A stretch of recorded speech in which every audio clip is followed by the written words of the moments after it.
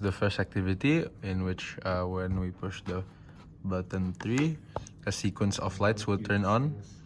The first LED, the LED number 2, and the segment number 8. So this is activity 2, where the program makes the LED 1 blink repeatedly for a few seconds each between each blink. So we're doing activity 3, and I'm going to proceed with pushing the push button number 3. This is what happens when you push it for multiple seconds, and then when you let go, the LED light turns off. As simple as that. So right now we're doing activity 4, and I'm going to demonstrate what happens with when we code using activity 4. So when I press the button, before we even press the button, LED 2 is already blinking at an interval of 1 second every blink, and then when I press it, LED 1 will turn on, and then when I press it again, LED 1 will turn off. This will be activity number 5, and in activity number 5, the potentiometer will control the brightness of the LED. As we see here, if the potentiometer is rotated to the right, then the LED will be brighter.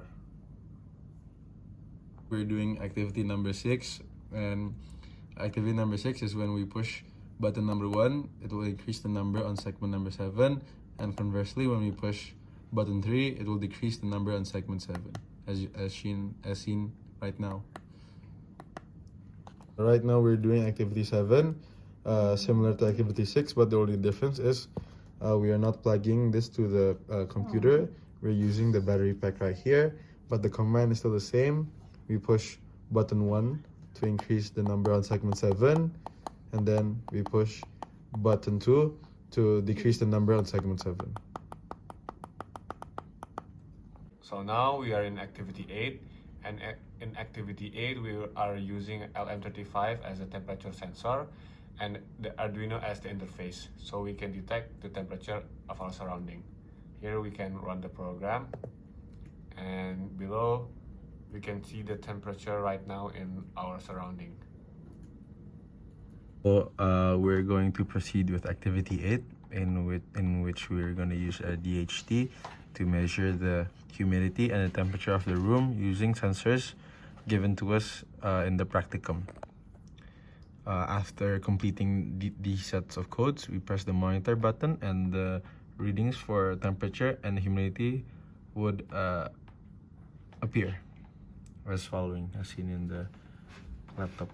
Continuing with activity 8, where we use the DHT to measure the temperature and humidity of the room with the sensors given to us in the practicum. By completing the sets of codes and then pressing the monitor button, the values for humidity and temperature would show up in the screen, and then when you do something to the DHT, the results would change.